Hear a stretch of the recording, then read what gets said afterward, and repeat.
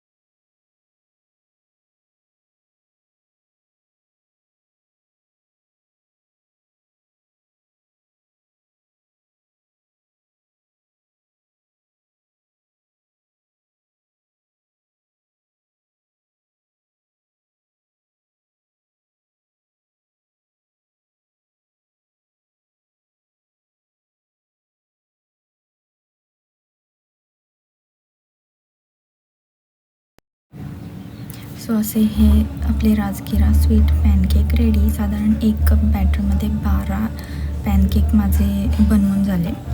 So ही recipe तुम्हाला आवडली तर नक्की लाईक शेअर करा आणि माझ्या चॅनलला सबस्क्राईब करा. भेटूया नेक्स्ट व्हिडिओमध्ये. बाय.